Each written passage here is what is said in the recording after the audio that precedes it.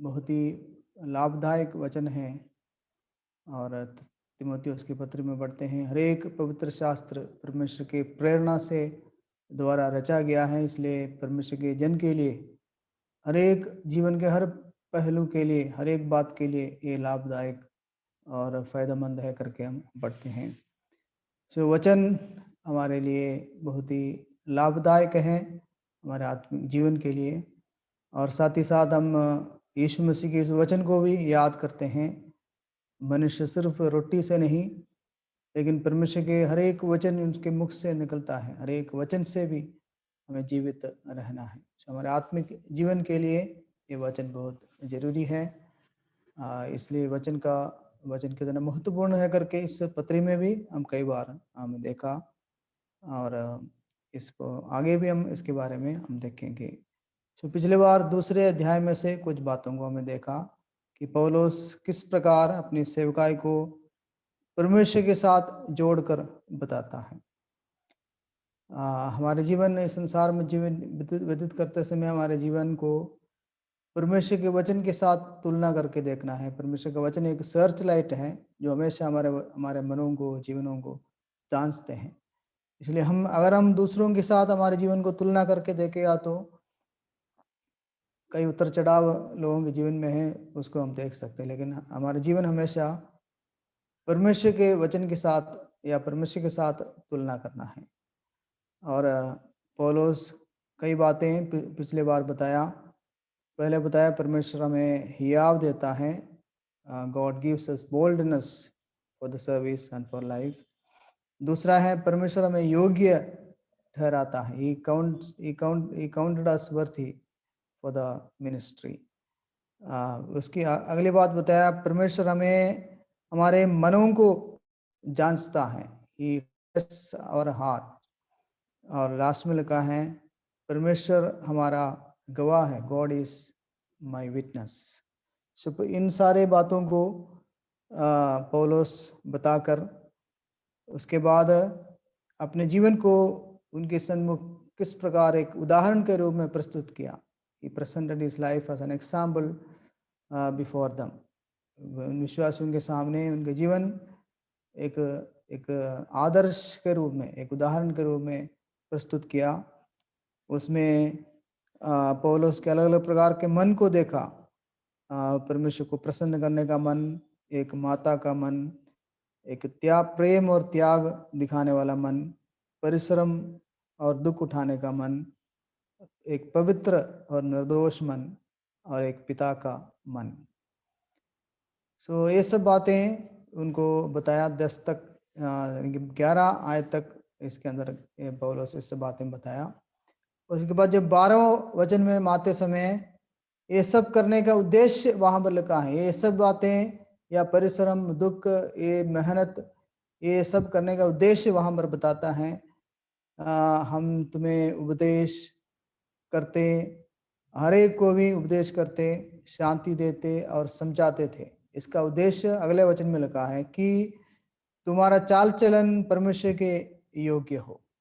तो ये सब करने का उद्देश्य लिखा है, ये इधर बताता है। इसको निचोड़, इसका जो अल्टीमेट, जो परमेश्वर के दास का जो उद्देश्य था, गोल था कि परमेश्वर के लोगों का जीवन परमेश्वर के इस बुलाहट के या परमेश्वर के योग्य वो जीवन बिताए, परमेश्वर के योग्य चाल चलना इसका उद्देश्य था।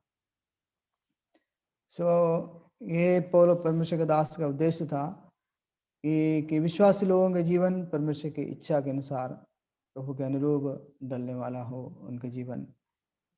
इसके संबंध में कुछ बातें और हम देखकर हम आगे जाएंगे। इस 12वां वचन में इधर भी परमेश्वर के साथ जोड़कर 4 बातें पौलुस बताता है। अब तक पौलुस अपने जीवन में परमेश्वर के साथ जोड़कर कई बातें बताया। अब विश्वासियों के जीवन में भी उसी प्रकार की कई बातें ये परमेश्वर के साथ जोड़कर बताता है। पहला है परमेश्वर के राज्य के बारे में लिखा है, परमेश्वर की महिमा के बारे में लिखा है, परमेश्वर के बुलाहट के बारे में लिखा है, और लास्ट है परमेश्वर के योग्य चाल चलना। सो परमेश्वर के साथ ये सब बातें जोड़ कर लिखा है, परमेश्वर का राज्य, परमेश्वर की महिमा, परमेश्वर का बुलाहट और परमेश्वर के योग्य चाल चलन। सो इसमें 3 हैं, उपदेश हैं, यानी कि डॉक्ट्रिन है, और एक है प्रैक्टिकल लेसन है, व्यवहारिक सच्चाई है। और इस तरीके से इस आयत को बांट कर हम देख सकते हैं। सो ये जो शब्द हैं, परमेश्वर का राज्य या परमेश्वर की महिमा और या परमेश्वर का बुलाहट, ये सब बहुत ही यानी कि विशाल रूप से ये परमेश्वर के वचन में हम इसको देख सकते हैं। यानी कि ब्रॉड सब्जेक्ट है ये सब। या उदाहरण दो, परमेश्वर की जो बुलाहट है वो परमेश्वर के चुने जाने के उस विषय के साथ भी जुड़ा हुआ है, जो कि पहला अध्याय में पौलुस उनके विषय में बताते हैं। हम जानते हैं कि तुम परमेश्वर के चुने हुए लोग। जो परमेश्वर के चुनाव और परमेश्वर के बुलाहट, ये दोनों एक दूसरे के साथ जुड़ा हुआ है। जिनको परमेश्वर आदि से चुनकर रखा है, वो अब समय पर, वर्तमान समय में या उनके जीवन काल में परमेश्वर के पास आने की बुलाहट प्रभु उनको देता है। सो परमेश्वर के चुनाव और बुलाहट के जरिए विश्वासियों के जीवन में मिलने वाले कई प्रकार के आशीषें हम बाइबल में हम देख सकते हैं कि वो कितनी धन्य अवस्था में वो प्रवेश करता है। धन्य है जिनको परमेश्वर चुनकर अपने समीप आने देता है। तो ये परमेश्वर के चुनाव विश्वासियों के जीवन में, विश्वासियों के एक धन्य अवस्था में या धन्य जीवन में उनको लेके आता है। और इस संसार के जीवन को वो छोड़कर एक परमेश्वर के साथ एक अलग प्रकार के जीवन में वो प्रवेश करता है। ये उस परमेश्वर के इस बुलाहट के नतीजा है। और उसके इतना ही नहीं, इफिसियों की पत्री पहला अध्याय 18 वचन में लिखा है, हमारे परमेश्वर के बुलाने से जो क्या कुछ हमें मिलता है, वो तो बहुत सारे बातें लिखा है। उस मिराज के विषय में या किस प्रकार की आशा हमें मिलती है प्रभु परमेश्वर के बुलाने से। सो परमेश्वर के बुलाने से हमें क्या कुछ मिलता है, बाइबल के अलग अलग जगहों में इसका वर्णन हम पढ़ सकते हैं। और एक सेंट्रल गवर्नमेंट के व्यक्ति को और गवर्नमेंट उनको काम के लिए, नौकरी के लिए बुलाता है, तो कई फैसिलिटीज सरकार उनको देता है। लेकिन परमेश्वर का जो बुलाहट है, ये कई इन सब संसारिक बातों से कई गुना अधिक या बढ़कर परमेश्वर के उन आशीषों को प्रभु हमें देता है। संसार के लोग इसके अंदर कुछ सीमा हैं, लेकिन परमेश्वर के आशीषें असीमित हैं, अनंत हैं, वो हमेशा तक बने रहने वाला आशीषें हैं। सो इसलिए पौलुस इफिसियों की पत्री में बताते हैं, उनके बुलाने से जो आशा और महिमा, ये सब बातें जो परमेश्वर के लोगों को मिलता है, उस महिमा का, उस मिराज की महिमा का धन इस तरह बताया है। सो बुलाने से हमें मिलने वाले उस मिराज या हर इनहेरिटेंस का जो उसके जो महिमा का जो धन है, उसके बारे में वो उधर बताता है। उसको समझने के लिए हर रोज हमारे आत्मिक आंखें ज्योतिर्मय होने की जरूरत है। हमारा आंखें तो खुल गए, लेकिन इन बातों को और अधिक समझने के लिए और हमें हमारे आंखों को ज्योतिर्मय करने की, एनलाइटन करने की जरूरत है, और प्रकाशमान करने की जरूरत है, ताकि तभी हम परमेश्वर के हमारे बुलाने से जो हमारे जीवन में मिला हुआ वो सब आशीषों को हम जान सकते, समझ सकते हैं। वो हमारे व्यवहारिक जीवन के ऊपर प्रभाव पड़ता है। और उसके बाद है परमेश्वर के बुलाहट के बाद परमेश्वर के राज्य के बारे में बताते हैं। परमेश्वर हमें अपने राज्य और महिमा में बुलाता है। परमेश्वर का राज्य भी एक बहुत ही एक विशाल सब्जेक्ट है, विषय है, जो पुराने नियम से चले आ रहे हैं। यहूदी लोग परमेश्वर के राज्य के भौतिक या इस संसारिक बात के विषय में अधिक जानते थे, नहीं कि प्रकट रूप में या प्रत्यक्ष रूप में परमेश्वर अपने राज्य को स्थापित करेगा। लेकिन परमेश्वर का वचन इसके आत्मिक पहलू को भी इसके अंदर बताया है। और आत्मिक राज्य की स्थापना के विषय में यीशु मसीह संसार में आकर बताया। पिलातुस को बताया, मेरा राज्य इस संसार का नहीं। सो इस स्पिरिचुअल नेचर के, इस किंगडम के बारे में, परमेश्वर के राज्य के बारे में यीशु मसीह उनको बता रहा था। और पत्री में आते समय परमेश्वर के राज्य के अलग अलग पहलू के विषय में थिस्सलुनीकियों की पत्री में भी लिखा है, और कुलोसियों की पत्री में भी पढ़ सकते हैं। उसके पुत्र प्रभु यीशु मसीह के राज्य के रूप में बताया गया है। और सो इस ये परमेश्वर का राज्य का एक भविष्य में एक इसका एक पहलू है, और वर्तमान समय में परमेश्वर के इस आत्मिक जो राज्य के विषय में परमेश्वर का वचन हमें बताता है, जिसमें प्रवेश करने के लिए प्रभु हमें बुलाया है। और जब प्रभु प्रकट रूप में अपने राज्य को स्थापित करेंगे, उसमें हम भी शामिल होंगे। उसके साथ हम राज्य करने के विषय में दूसरा थिस्सलुनीकियों पहला अध्याय बताते हैं, तुम परमेश्वर के राज्य दुख उठाते हुए थिस्सलुनीकियों को पौलुस ने सराहना देकर बताया, तुम उस परमेश्वर के राज्य के योग्य ठहरेंगे। तो परमेश्वर के इस आत्मिक राज्य में हमें उसका परमेश्वर के राज्य में प्रवेश कराया। उतना ही नहीं, परमेश्वर के वास्तविक लिटरल किंगडम में भी प्रभु हमें उसमें भी प्रभु हमें शामिल करेंगे। प्रभु के साथ राज्य करने का अवसर प्रभु हमें देगा। सो ये सब बातें प्रभु के परमेश्वर के राज्य के अलग अलग पहलू हैं। और उतना ही नहीं, परमेश्वर की महिमा के विषय में बताया है। अजय प्रभु के परमेश्वर के बुलाने से उस बुलाहट को सुनने वालों को सिर्फ राज्य में नहीं, वो प्रभु का राज्य का वो विशेषता है, वो महिमा में राज्य है। प्रभु के इस महिमा में भी प्रभु हमें लेके जाएंगे। उस महिमा के विषय में भी परमेश्वर का वचन बहुत कुछ बताता है। मनुष्य जो परमेश्वर की महिमा से रहित हो गए थे, लेकिन उन्हें फिर से उस महिमा में लेके आने के लिए परमेश्वर किस प्रकार उनके जीवन में कार्य किया। और विशेषकर यीशु मसीह जब शिष्यों के लिए प्रार्थना किया, इस लाइन को जरूर याद किया कि वो मेरे साथ रहें और मेरे उस अनंत महिमा को वो देखे। और उस प्रभु की इस महिमा को हम देखने जा रहे हैं। उतना ही नहीं, प्रभु हमें अपने महिमा का भागीदार बनाया है। उस महिमा, आनंद महिमा प्रकट होने के विषय में पतरस बताता है, और उसकी तुलना में आज हमें जीवन बिताना है। उस अनंत महिमा की तुलना में वर्तमान समय का जो परेशानियां हैं, कुछ समय के लिए है और थोड़े ही है करके बताता है। शिव परमेश्वर की बुलाहट से हमें मिलने वाले ये सब आशीषें हैं। हमें उनके बुलाने से हम उसके राज्य के वारिस हो गए और उसके महिमा के भागीदार बन गए। और इस प्रकार के कई बातें इसके अंदर हम देखते हैं।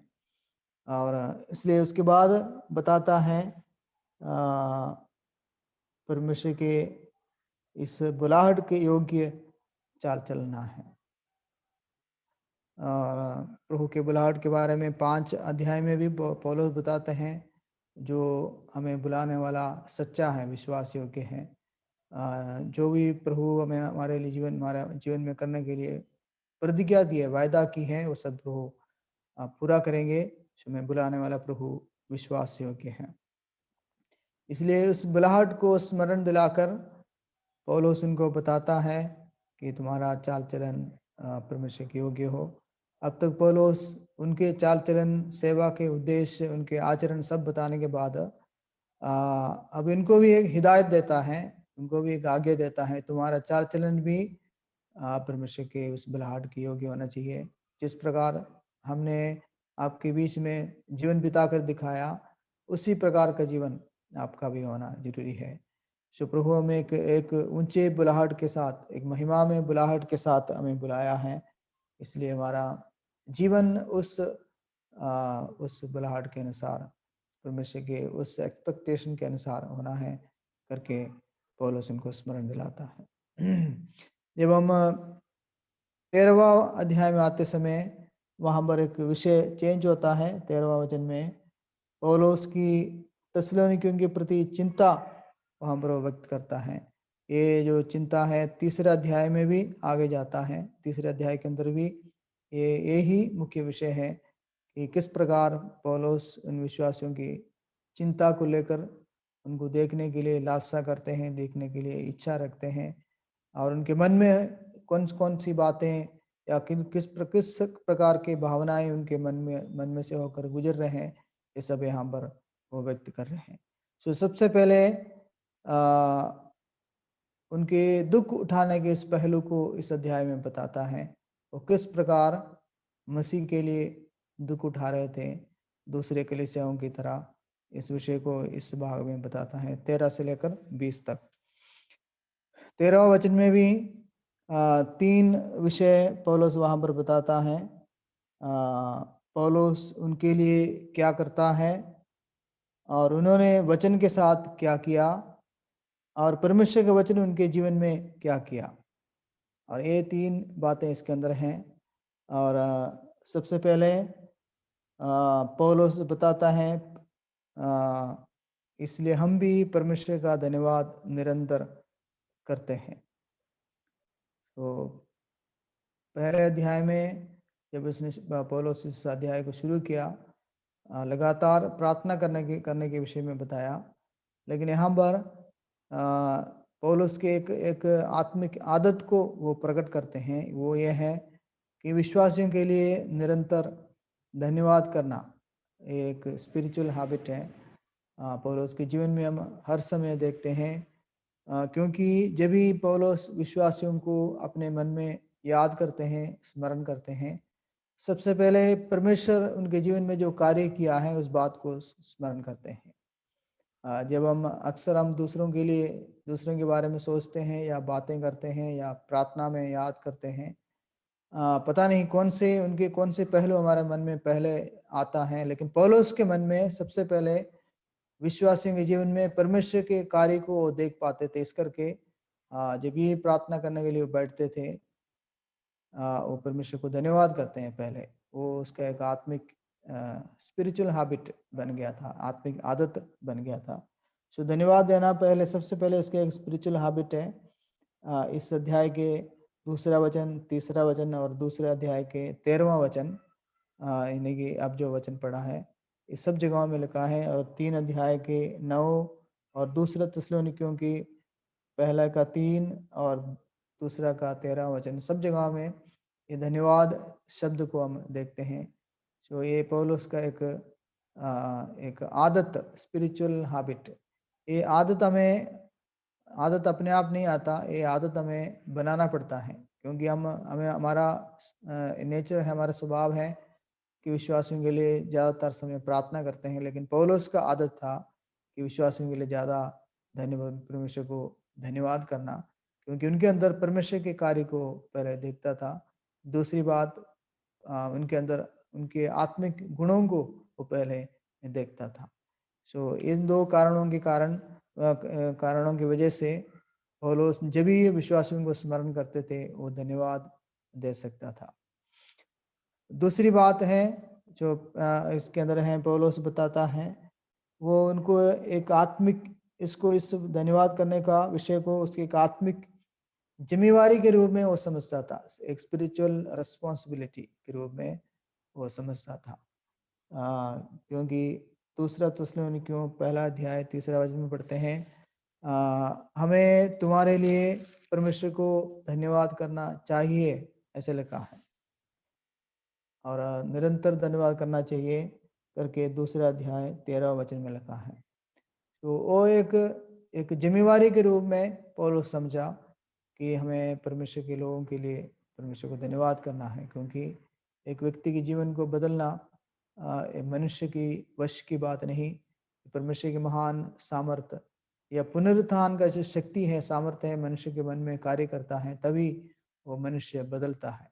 सो वो एक बहुत बड़ा चमत्कार है जो आज होता है। सो संसारिक चमत्कार नहीं, ये जो चमत्कार है, सबसे बड़ा चमत्कार परमेश्वर आज मनुष्य के जीवन में करता है।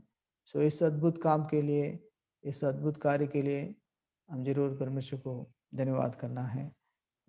सो इस बात को पौलुस याद करते हैं। एक आत्मिक आदत है, एक आत्मिक जिम्मेवारी है। इससे हमें एक लाइन इसको इस रीति हमें समझना है, हमारा जीवन दूसरों के लिए सिर्फ एक प्रार्थना का विषय नहीं, बल्कि परमेश्वर को धन्यवाद देने का कारण बनना है। हमारा जीवन सिर्फ प्रार्थना का विषय नहीं, हम प्रार्थना के लिए कई विषय बताते हैं, लेकिन सिर्फ उतना ही नहीं, हमारा जीवन दूसरों के लिए धन्यवाद का भी विषय बनना है। इसलिए हमारे जीवन में क्या होना चाहिए? हमारा जीवन आत्मिक गुण और फलों से लदना चाहिए। हमारे जीवन के अंदर आत्मिक गुण दिखना चाहिए और हमारे जीवन में आत्मिक फलों से भरपूर होना चाहिए। तब जाकर दूसरे लोग हमारे लिए या हमारे कारण परमेश्वर को धन्यवाद देंगे। इस आयत में से इस बात को हम समझ सकते हैं। परमेश्वर को धन्यवाद देना हमारा एक आत्मिक आदत होना चाहिए और उसको एक आत्मिक जिम्मेवारी के रूप में समझना है। और उसी समय हमारे अंदर भी परमेश्वर के वो खूबियाँ, वो गुण होना चाहिए ताकि दूसरे लोग हमारे कारण परमेश्वर को धन्यवाद करें। उसके बाद हम पौलुस यहाँ पर बताते हैं परमेश्वर का वचन, उन्होंने परमेश्वर का वचन समझकर उसको ग्रहण किया। ये सिर्फ एक बार के लिए नहीं, जब भी हम परमेश्वर के वचन को पढ़ते हैं या सुनते हैं, ये मनुष्य के वचन नहीं, परमेश्वर के वचन के रूप में इसको आदर देना है, इसको मानना है, इसको अंगीकार करना है। जब भी परमेश्वर के वचन को हम पढ़ते हैं, परमेश्वर के आवाज़ को सुनने के लिए हम कोशिश करना है। जो सुबह शाम जब भी हम वचन को पढ़ते हैं, परमेश्वर के उस मधुर या धीमी आवाज़ को सुनने के लिए हमें अपने मनों को इस वचन के साथ लगाना है, या हमारे मन को परमेश्वर के वचन के साथ ट्यून करना है ताकि परमेश्वर के आवाज़ को हम सुन सके। प्रभु हमसे बातें करते हुए, प्रभु हमारे से बर्ताव करते हुए, प्रभु हमें इस वचन के जरिए मार्गदर्शन करते हुए हमें फील होना चाहिए, हमें अनुभव करना चाहिए। जब भी वचन को पढ़ते समय वास्तव में परमेश्वर का वचन या परमेश्वर मुझसे बातें करते हैं, या परमेश्वर की आवाज़ को सुनने के लिए हमें वचन को पढ़ना और सुनना है। वही काम थिस्सलुनीके विश्वासियों ने किया था, जिन्होंने वास्तव में तो मनुष्यों का नहीं परंतु परमेश्वर का वचन समझकर ग्रहण किया। ये हर समय की बात, जब भी हम वचन को हाथ में लेते हैं, इस बात को हमारे मन में आना है, हम किसी मनुष्य का नहीं, आवाज़ को नहीं, परमेश्वर की आवाज़ को, परमेश्वर के वचन से मैं सुनने जा रहा हूँ। इस प्रार्थना वाला हृदय के साथ जो भजन में पढ़ते हैं, मेरे आंखें खोल दे ताकि मैं परमेश्वर के वचन की अद्भुत बातें देख सकूं। परमेश्वर की अद्भुत सच्चाइयाँ प्रभु हम तक पहुँचाएंगे अगर हम प्रभु इस प्रार्थना वाला मन से प्रभु के सम्मुख बैठते समय। प्रभु का वचन, प्रभु हमसे बातें करना चाहता है। अगली बात है, ये वचन उनके जीवन में क्या किया, क्योंकि लिखा है परमेश्वर का वचन प्रभावशाली है। परमेश्वर का वचन लगातार एक विश्वासी के जीवन में कार्य करता है। ये भी हर रोज होने वाला कार्य है। सिर्फ एक बार ऐसा नहीं जब विश्वास किया तब परमेश्वर हमारे जीवन में कार्य किया, ऐसा नहीं। परमेश्वर का वचन लगातार हर रोज हमारे जीवन को बदलना है, हमारे जीवन को प्रभु के अनुरूप हमें डलते जाना है, और हर रोज परमेश्वर के इस वचन का प्रभाव हमारे जीवन में प्रकट होना है, और किस तरह हमारे जीवन को प्रभु बदलते जा रहे हैं। एक रोमियो के पत्र में एक वचन है, रिन्यूइंग ऑफ माइंड, मन के नए होने के कारण, नए होने से परमेश्वर की इच्छा को हम भली भांति समझ सकते हैं। वचन के जरिए ही हमारा मन रिन्यू होता है। इसको समझने के लिए एक आसान शब्द है, हम हमारे गाड़ियों को सर्विस करते हैं, या मोटरसाइकिल हैं जो हम सर्विस करते हैं पीरियडिकली, हम वर्कशॉप में ले जाकर सर्विस करते हैं। तो सर्विस करते चले वो फिर से वो नए तरीके से या सही तरीके से काम करना शुरू करता है। वही है परमेश्वर का वचन हमारे हृदय में कार्य करते हैं, हमारा आत्मिक सर्विस होता है, और फिर से हम परमेश्वर के वचन को या एक ताजगी और सरगर्मी और एक फ्रेशनेस हम अनुभव करेंगे कि प्रभु का वचन हम रिन्यू होते जाते हैं, ताकि परमेश्वर का वचन का जो प्रभाव हम हर रोज अनुभव करें।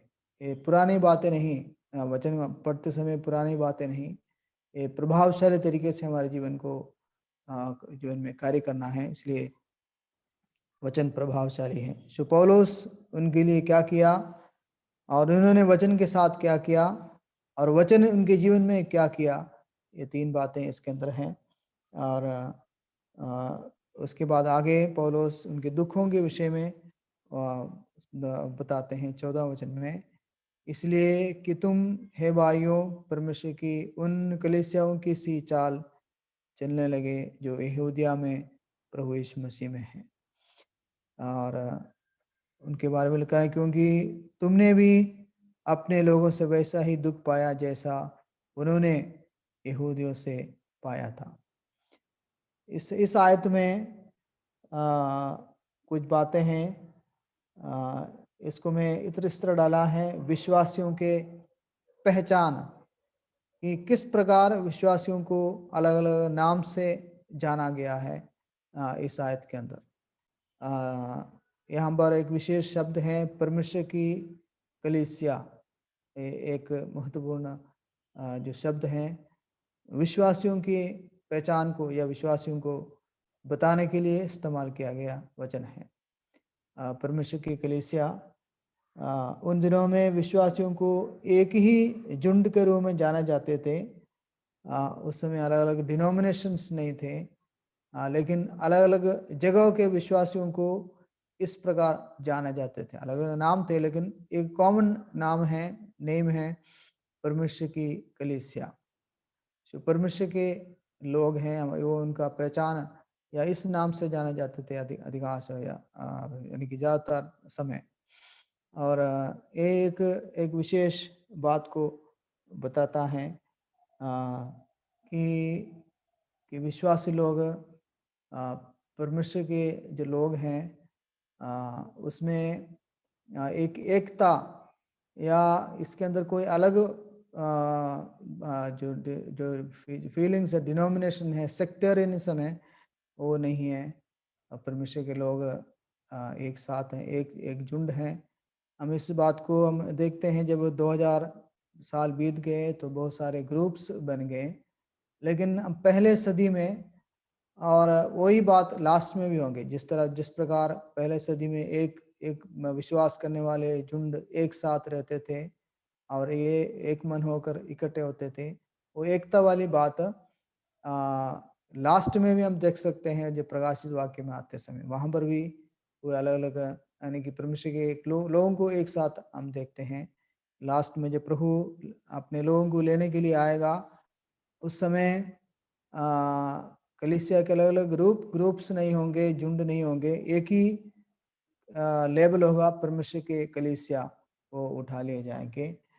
तो परमेश्वर की उन कलीसिया के लिए कलीसिया वो एक उनका नाम है। सो इसलिए से वो जाना जाते थे। परमेश्वर के लोग हैं, किस प्रकार परमेश्वर उन सबको जो अलग अलग पृष्ठभूमि से, अलग अलग परिस्थितियों में से, अलग अलग चाल चलन के लोगों में से सबको प्रभु इकट्ठा कर कर एक शरीर के रूप में, एक बॉडी के रूप में बनाया। उस बात को दर्शाते हैं कि परमेश्वर के जीवन परिवर्तन कार्य और एक बनाने का उस कार्य को यहाँ पर दर्शाते हैं कि चाहे किसी भी जगह के लोग हो, चाहे किसी भी भाषा बोलने वाले लोग हो, सबको एक ही लेबल है परमेश्वर के कलीसिया के लोग, प्रभु के लोग। और उतना ही नहीं, आगे बताते हैं उन कलीसियाओं को जो यहूदिया में है, लेकिन उनके लिए एक विशेष से फिर से पौलुस यहाँ पर स्मरण दिलाता है मसीह यीशु में है। वो भी इनका एक पहचान था, आइडेंटिटी था। तो परमेश्वर की कलीसिया एक झुंड होने की और यीशु मसीह में ये उनकी आत्मिक स्थिति को दर्शाते हैं, जो पहला अध्याय में भी पौलुस इस बात को बताया और यहाँ पर भी वो बताता है। ये हमारा पहचान है यीशु मसीह में होकर, वो हमारा एक नई पहचान है और ये हमारा आइडेंटिटी है। और इसके वजह से हम किसी भी प्रकार के लोग हो या किसी कहीं भी रहने वाले लोग हो, ये हमारे एक, लेकिन हमारा एक ही आत्मिक स्थिति है, वो यीशु मसीह में है। सो हमारा नाम एक है, हमारा आत्मिक स्थिति भी एक है। और एक और रीति से परमेश्वर के लोगों को जाना गया उस पहले सदी में, वो ये है कि मसीह के कारण दुख उठाने वाला। इधर लिखा है, तुम अपने ही लोगों से दुख पाया है। सो परमेश्वर के लोगों का अलग अलग पहचान इसके अंदर बताया है। वो परमेश्वर की कलीसिया है, परमेश्वर के लोग हैं, उनको एक बनाया, वो मसीह में हैं। चाहे कहीं किसी भी प्रकार के लोग हो, मसीह में उनको लाया है, एक ही व्यक्तित्व के अधीन में, प्रभु के अधीनता में हमें लेके आया। उतना नहीं, उस प्रभु के लिए दुख उठाने वाले लोग हैं करके भी उनको बताया है। इसलिए इस बात को इसके अंदर स्मरण दिलाता है। प्रभु के यहाँ पर पौलुस उनको स्मरण दिलाता है यहूदिया के प्रांत में रहने वालों के जीवन उनके जैसा कलीसिया की सी चाल चलने लगे, यानी कि दुख उठाने में उस यहूदिया की कलीसिया के अनुकरण करने लगे। तो इस पत्री में पौलुस 3 प्रकार के अनुकरण के बारे में बताते हैं। एक है प्रभु का अनुकरण करना, तो प्रभु के लोगों का अनुकरण करना, और फिर प्रभु के अलग-अलग जगहों की जो कलीसियाएँ हैं, उनका अनुकरण करने के विषय में लिखा है। सो हमें हम परमेश्वर के लोग होने के नाते हम इस जगह हम प्रभु यीशु हमारा आदर्श हैं, प्रभु के लोग हमारे लिए उदाहरण हैं, और अन्य कलीसियाओं में से भी हमें कई बातें सीखना है। तो अलग-अलग प्रकार के आदर्श हमारे सामने हैं, उस बात को भी इसके अंदर बताता है। और दूसरा अध्याय 15 वचन में आते समय उनके दुख देने वाले लोगों के बारे में बताता है। सो पहले दुख उठाने वाले विश्वासियों के बारे में बताया, अब 15वां और 16वां आयत दुख देने वाले लोगों के बारे में या सताने वाले लोगों के बारे में बताता है। और पौलुस इसके अंदर एक बदलाव को हम देख सकते हैं, वो ये है, कुछ समय पहले पौलुस भी उस दुख देने वाले लोगों के झुंड में था, लेकिन अब पौलुस अपने आप को दुख उठाने वाले लोगों के झुंड में अपने आप को शामिल किया है, अपने आप को रखता है, बताता है हमको सताया और हमें रोका, या वो भी दुख सहते हुए प्रभु के लोगों के साथ अपने आप को शामिल किया। एक इतनी अद्भुत बात है, परमेश्वर किस प्रकार एक दुख देने वाले व्यक्ति को या सताने वाले व्यक्ति को प्रभु के लिए दुख उठाने वाले व्यक्ति के रूप में बदल गया।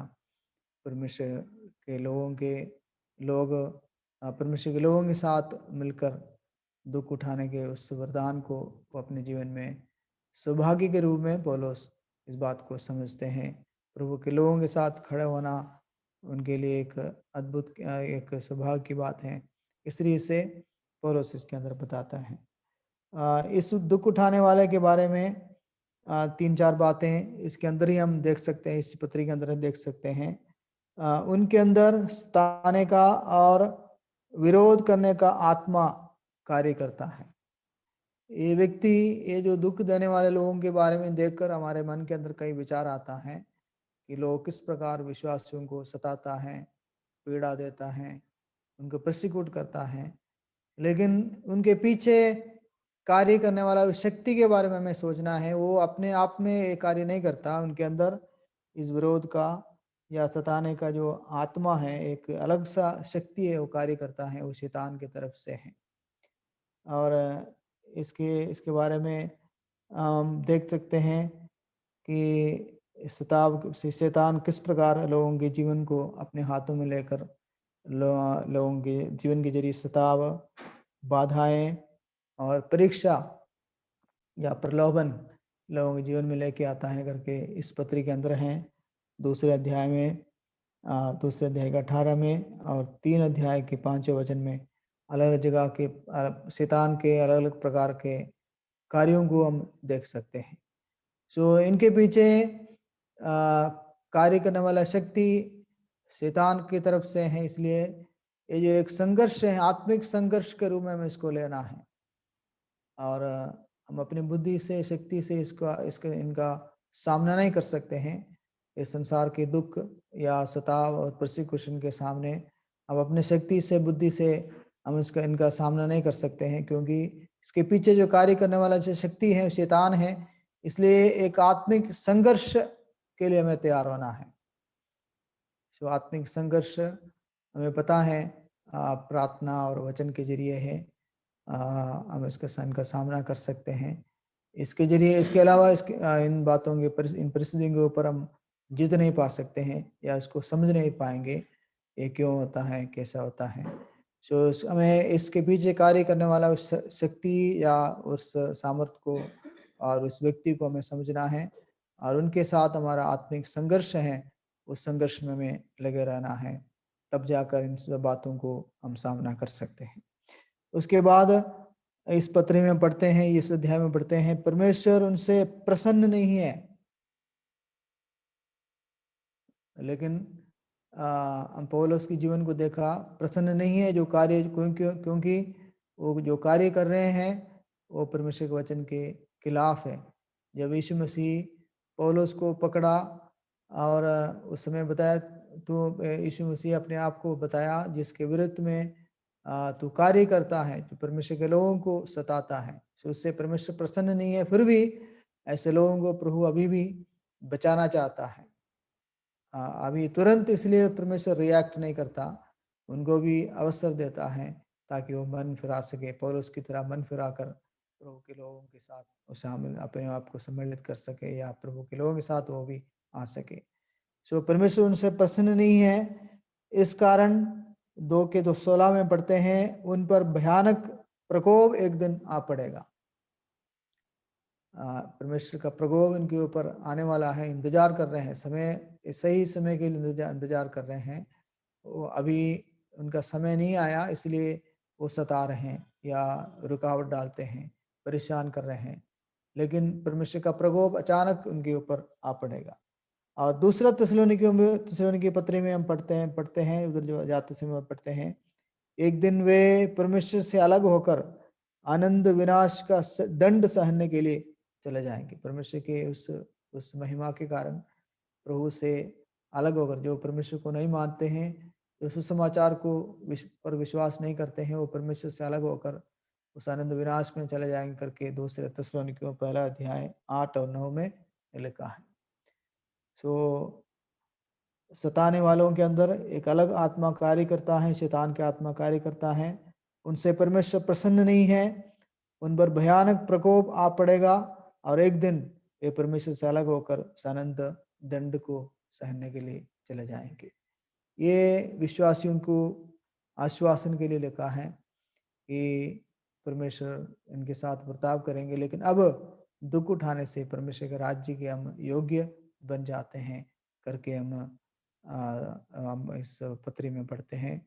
सो परमेश्वर इन सब बातों को अपने नियंत्रण में रखता है, अपने वश में रखता है।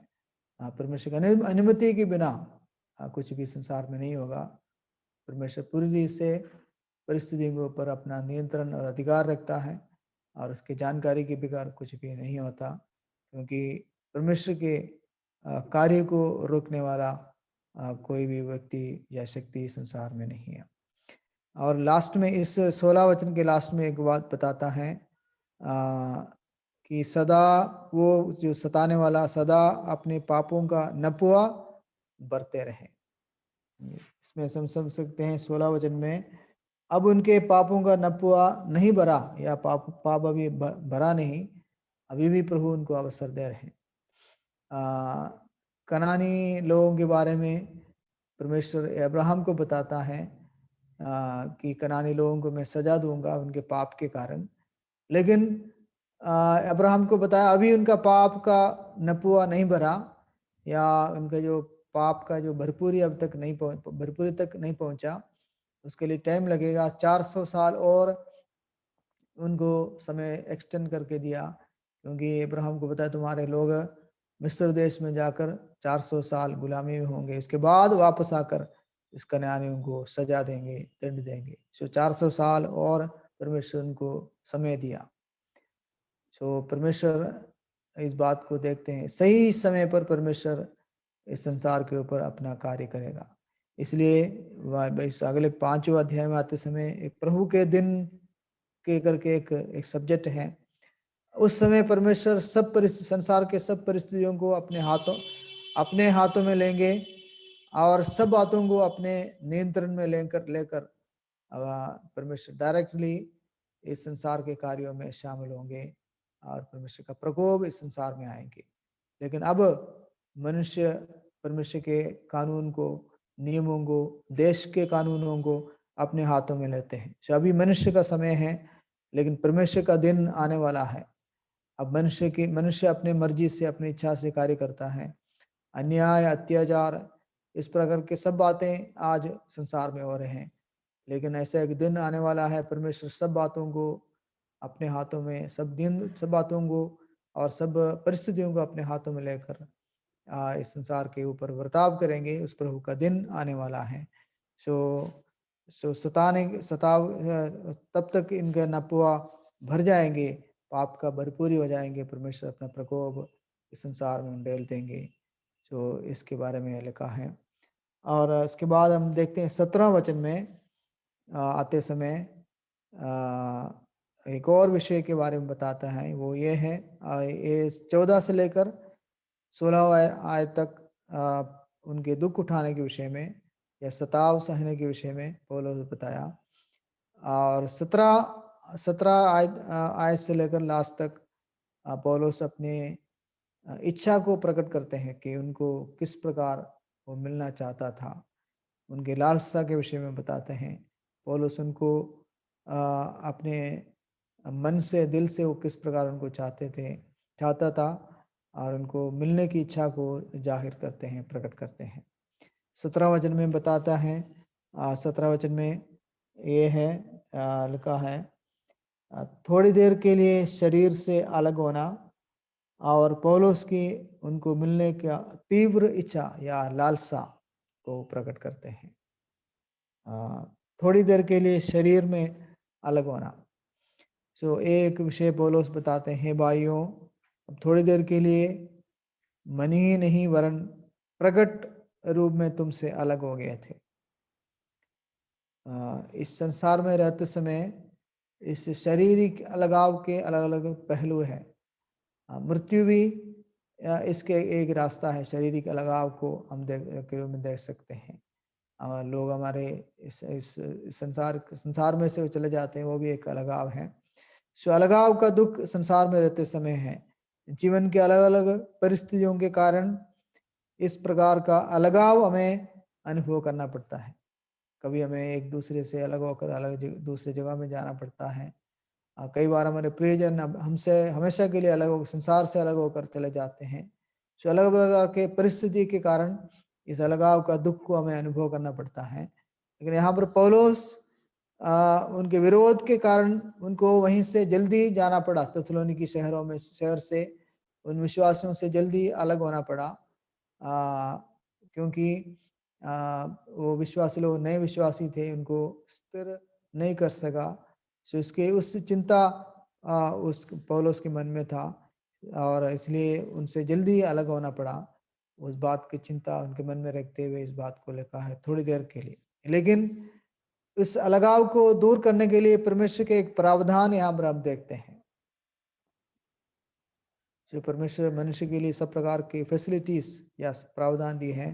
आज कोविड की वजह से हम अलग जगहों में नहीं जा सकते, लेकिन परमेश्वर के प्रावधान है इस रीत से हम एक दूसरे के साथ मिलकर परमेश्वर का वचन को बांट सके या सुन सके। और इधर भी पौलुस एक प्रावधान के बारे में बताता है। हम शरीर में अलग हैं, लेकिन मन में एक साथ होकर या प्रभु के लोगों के साथ रहने का एक मार्ग पौलुस बताता है। वो ये है कि वो मन में एक दूसरे के साथ या आत्मा में एक दूसरे के साथ रह सकते हैं। इसके बारे में 1 कुरिन्थियों 5:3 में भी लिखते हैं। सो एक दूसरे के प्रोत्साहन के लिए एक मार्ग है कि मन में या आत्मा में समीप रहकर उनके लिए प्रार्थना करना, उनके लिए चिंता करना और या उनके लिए कार्य करना। सो ये एक एक महत्वपूर्ण बात है।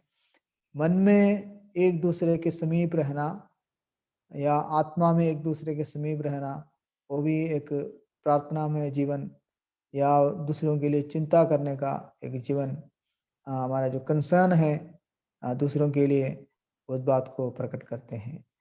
तो हम अभी हर जगह हम नहीं जा सकते, लेकिन एक दूसरे को इस रीति से हम प्रोत्साहन कर सकते हैं। प्रार्थना के ज़रिए हम दूसरे के उनके साथ रह सकते हैं। तो बताया मन में अलग नहीं हुआ हासिल करें, वरन मन में नहीं, वरन प्रकट रूप में शरीर में अलग हुआ, लेकिन मन में उनके साथ है। यीशु मसीह इस बात को भी शिष्यों को बताया, शिष्य प्रार्थना करते हुए बताया, पढ़ते समय बताया, हे पिता, मैं इस संसार को छोड़कर मैं आपके पास आता हूँ, लेकिन उनके साथ रहने के लिए या प्रभु की उपस्थिति को अनुभव करने के लिए एक दूसरा रास्ता बताता है। वो एक कंफर्टर है, एक सहायक के बारे रूप में, सहायक के बारे में वहाँ पर बताता है। इसलिए प्रभु बताया, मेरा जाना तुम्हारे लिए अच्छा है, क्योंकि सहायक तुम्हारे साथ पास आकर प्रभु की उपस्थिति तुम्हारे जीवन में एहसास कराएगा। सो परमेश्वर की उपस्थिति हमारे साथ, प्रभु बताया, देखो जगत के अंत तक मैं तुम्हारे संग हूँ। सो प्रत्यक्ष रूप में नहीं, एक आत्मिक उपस्थिति है। इसी से ये हमारे लिए एक प्रोत्साहन के कारण है। पौलुस इस बात को बताकर उनको तसल्ली देता है, और उनकी पौलुस की लालसा के बारे में तो लिखा है, तो हमने बड़ी लालसा के साथ तुम्हारा मुंह देखने के लिए और भी अधिक यत्न किया। पौलुस की एक लालसा, इच्छा इस भाग में प्रकट करते हैं। पौलुस अपने पत्रियों में अलग अलग जगहों पर अलग अलग रीति से अपने मन की इच्छा को उसने प्रकट किया। दो प्रकार की लालसा इस अपने पत्रियों में वो प्रकट करता है। एक है फिलिपियों की पत्री में पढ़ते हैं, कूच करके मसीह के पास जा रहा हूँ, ये मेरी मन की इच्छा है, लालसा उनकी, वो अधिक अच्छा है करके बताते हैं। लेकिन मसीह के लोगों के साथ संगति करना भी उनकी एक हृदय की लालसा है, तुम्हारे कारण मैं इस संसार में रहूं। सो मसीह के लोगों के साथ संगति करना उनके हृदय की इच्छा थी। इसके बारे में लिखा है, अलग अलग शब्दों का इस्तेमाल किया है, तुम हमारे लिए हमारे प्यारा हो गए, या तुम मेरे मन में आ बसे हो। सो अलग अलग शब्द बताता है। सो पौलुस का जीवन में सबसे पहले वो मसीह के लिए जीवन बिता रहा था। दूसरा जिनका जीवन का उद्देश्य विश्वासी लोग था। सो अपने जीवन के लिए या अपने लिए प्रभु का पौलुस कभी भी जीवन नहीं बिताया। सबसे पहले वो मसीह के लिए, प्रभु के लिए जीवन बिताया, प्रभु के कारण वो जीवन बिताया। अगर दूसरा कारण है तो सिर्फ विश्वासी लोग हैं और किसी के कारण नहीं। तुम्हारे कारण मैं जीवित रहूंगा और बचे रहूंगा, और इस तरह पौलुस बताता है।